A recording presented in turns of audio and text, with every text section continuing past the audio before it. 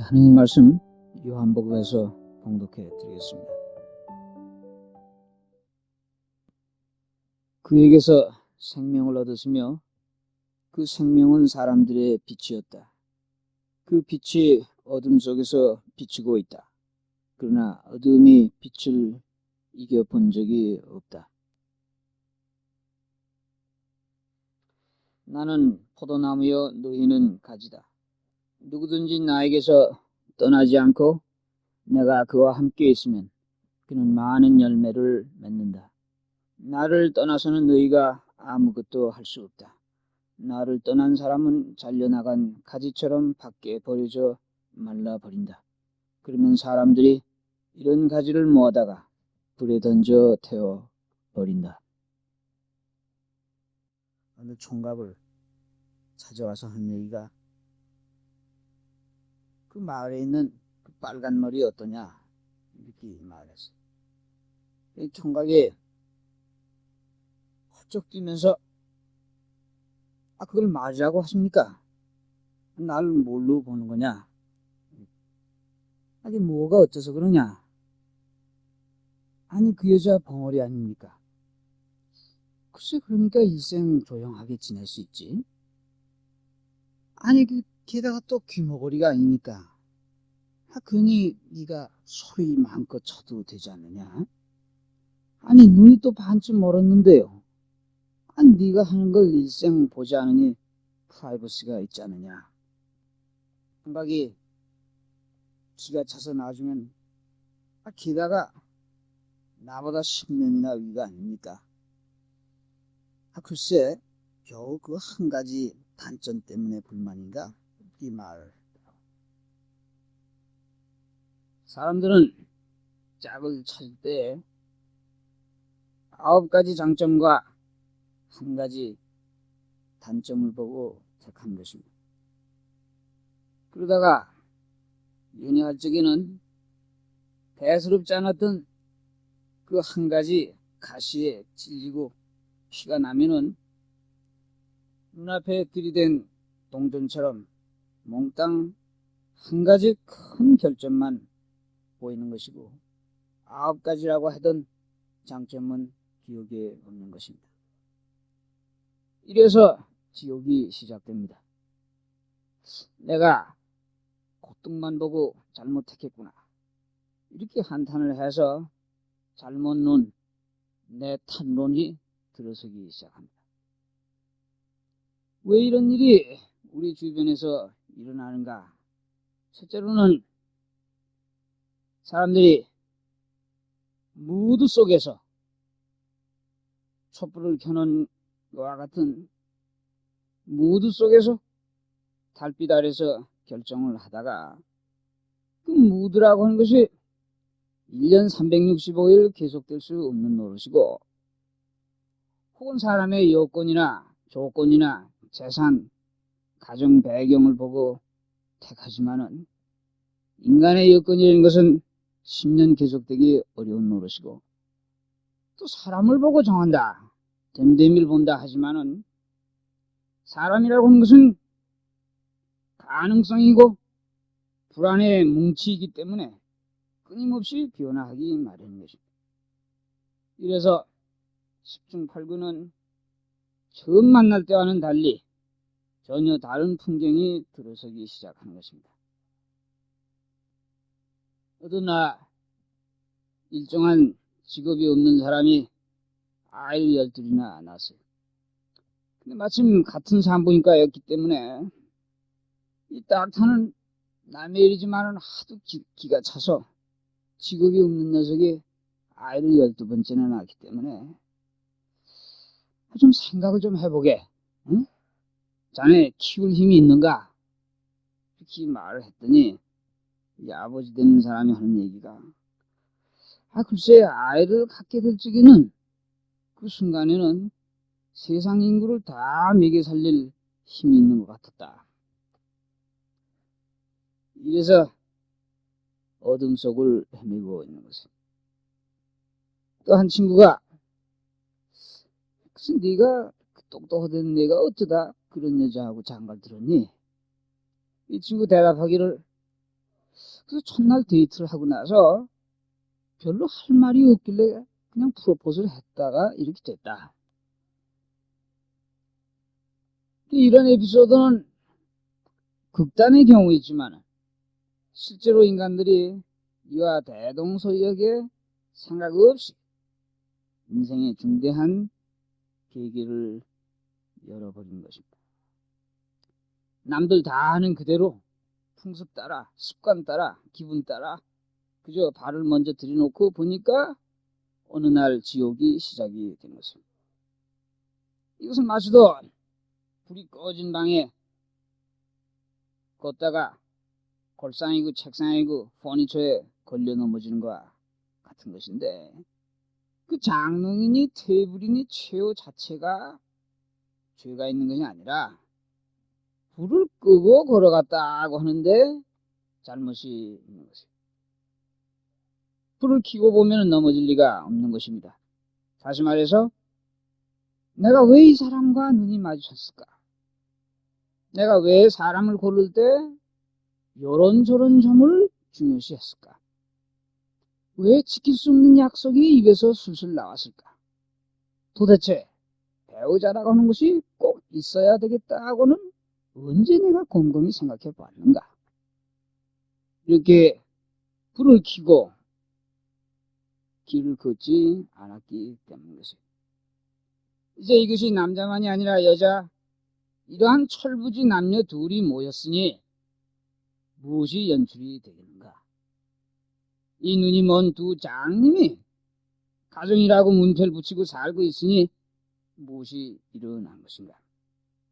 우리가 세상적으로 볼 적에도 첫째로는 장남이나 장녀는 책임감이 좀 있고, 차남이나 차녀는 경쟁심이 있고, 막내 아들과 막내 딸은 어리광을 받으려고 한다는 이런 것을 알고 사람을 정한 것이 아닌 것이에요.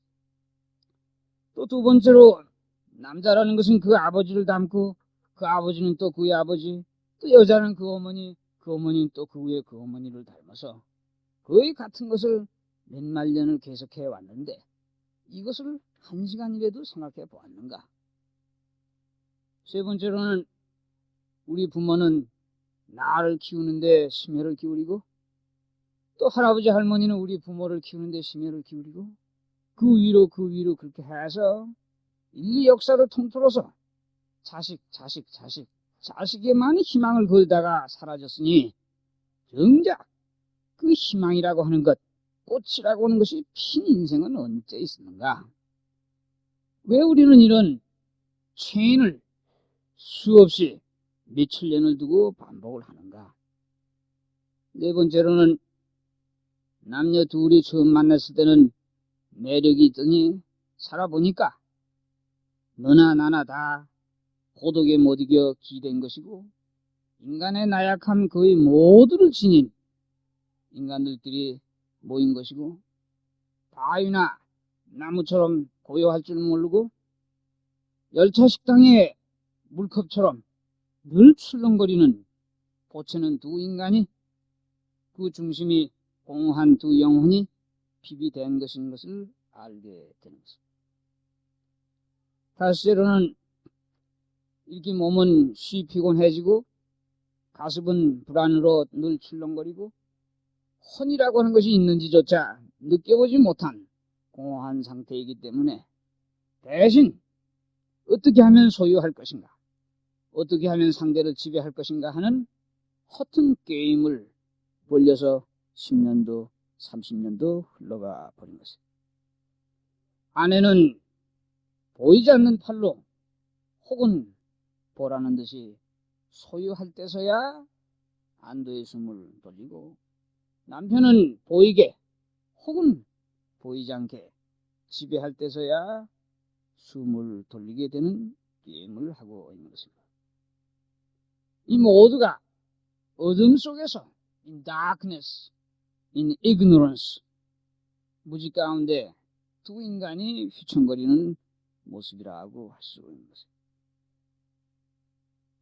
이제 잠시 멈춰서서 이 어둠이 아니라 빛이었다고 하는 예수는 왜 독신으로 살았는가? 왜 바울은 너희들이 독신으로 있기를 원한다고 했는가? 하는 것을 묵상해 볼 필요가 있는 것입니다. 이 예수나 바울은 이 사람들은 왜 이성과 함께 인생을 걸어가지 않았는가?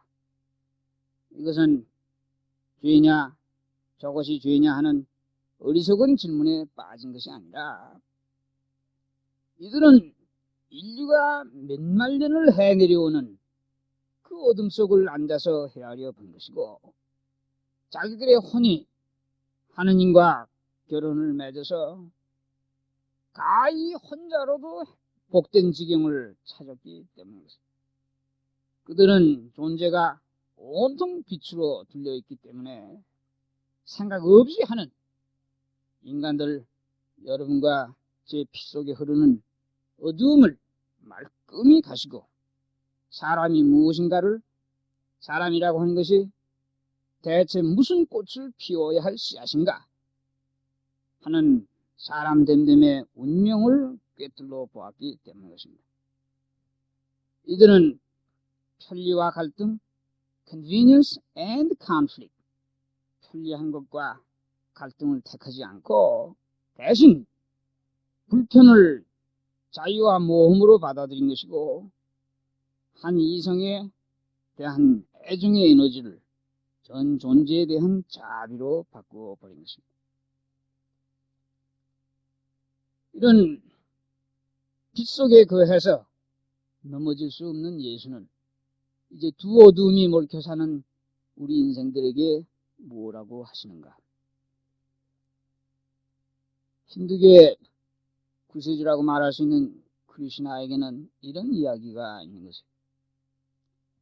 본래 하나님인데 사람의 모양으로 온 크리슈나는 밤에 남이 올라가 피리를 부니까 마을에 살던 모든 여인들이 집을 벗어나고 크리슈나가 있는 나무 밑으로 물가로 다 한 마을의 여인들이 몰려와서 바라보고 함께 춤을 춘다고 하는 것입니다.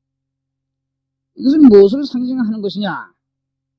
그것은 남녀를 막론하고 남편이고 아내이고 모든 조그만 지옥에 사는 인간들은 하느님을 신랑으로 맞는 신부가 될 때 어둠의 사슬을 벗어버린다고 하는 상징이었습니다. 이제 이런 예수나 바울이 가졌던 횃불을 우리 또한 우리 어둠 주위에 들고 들어와 살펴볼 것 같으면은 이런 일이 전개되게 되는 것입니다. 힌두교는 이러한 과학적인 근거는 없겠지만은 이 사람들은 뭐라고 말하냐면은 사람이 나와서 죽을 때까지 호흡하는 호흡의 수요가 일정하다. 그러니까 네가 장수하고 싶으면은 오래 살고 싶으면은 숨을 빨리빨리 쉬지 말고 길게 쉬어라. Deep and slow. 이렇게 연희 때 아주 습성이 사람이 분노하게 될 적이나 어떤 감정에 휘말릴 적에도 deep and slow breath. 깊게 서서히 쉬는 상태로 있어라. 그러면 몸이 피곤해질 새가 없다. 두 번째로는 가끔 홀로 고여있는 시간을 연습하게 되면은 마음에 출렁거리는 것을 가라앉힐 것이고 이 두 가지가 몸에 익힌 사람은 어느 날 자기 자신을 지배하는 데 성공해서 상대를 지배할 필요가 없게 되는 것이고 가끔 머리를 숙이고 혼물을 꿇고 눈을 감고 하느님을 찾고 교통하는 자는 처음으로 혼이라고 하는 실제를 감지하고 소유한다 하면은 타인을 굳이 소유할 필요가 없어지는 것입니다. 다시 말해서 몸이 피곤해질 때 거기서 빼낼 줄을 알고 마음이 출렁거릴 적에 혼자서 마음에 있는 것을 쏟아놓고 안돈시킬 줄을 알고 또 혼이라고 하는 실체를 맛을 본 사람은 혼자서도 행복할 수 있고 혼자서 행복할 수 있는 사람만이래야 타인과 함께 살 수 있는 것입니다. 이것은 혼자서만 행복한 사람이라는 뜻이 아니라 혼자서도 행복할 수 있는 사람만이래야 타인과 함께 살 때 그 행복이 곱하기가 된다고 하는 것입니다. 이제 이런 사람은 구체적으로 어둠 속에 횃불을 들고 온 사람은 어떻게 될 것인가? 첫째로는 우리가 건물을 건축할 적에 임시로 겉에다가 쌓아놓은 가건물을 나중에 헐어버리는 것과 마찬가지로 결혼 제도라고 하는 것에 의무로 남아있는 것이 아니라 이제는 쾌히 내 운명 속에 써가시는 하느님의 손길을 보고 내가 시작한 어둠이지만은 하늘이 써가는 운명인 것을 알고 속으로 빙그레 웃으면서 The power to accept my own fate, 내 운명을 받아들이는 힘을 지니게 되는 것입니다.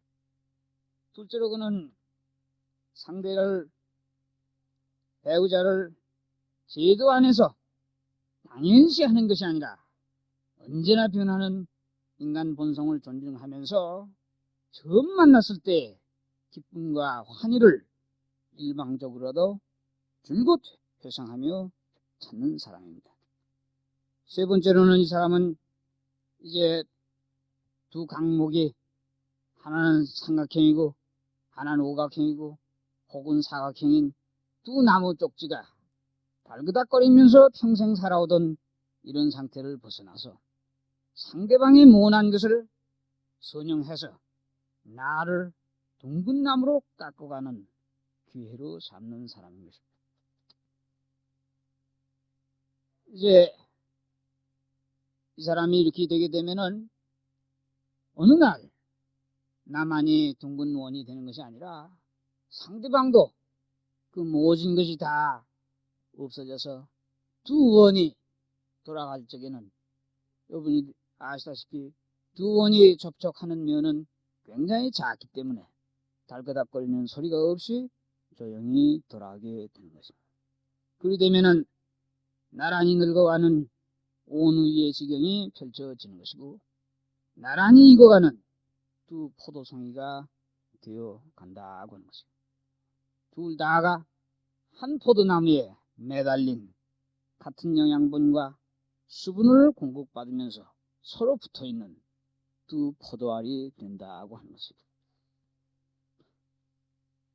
이제 그러한 사람은 아무를 지배하지 않아도 좋은 지경, 아무를 소유하지도 않아도 좋은 지경, 그런 자유와 기쁨 속에서 살아가게 되는 것이고, 다시 말해서 우리는 인류가 너나 할 것 없이 생각보다 발길이 먼저 내쳐서 밤길을 가다가 이제 빛을 만난 것이고 그 빛을 내 안에 옮겨줬을 때 우리는 언젠가 한 포도나무에 달린 향그러운 두 개의 포도알로 변하게 되는 것입니다. 마지막으로 이러한 얘기가 있습니다. 두 사람이 밤에 길을 가고 있는데 한 사람이 등불을 들고 갔어요. 그 옆 사람이 생각하기를 이게 참 난 뭐 굳이 등불을 들고 있지 않아도 이 옆 사람이 들고 가니까 길이 앞길이 환하고 그래서 한참을 엔조이를 했어요. 어느 만큼 가다가 길이 갈려서 저 사람은 절로 가고 난 일로 가게 될 때야. 그제서야 앞이 캄캄하고 왜 저 사람과 함께 가는 동안에 불을 어떻게 피우는지를 배우질 않았는가 이렇게 한탄을 했다고 하는 것입니다.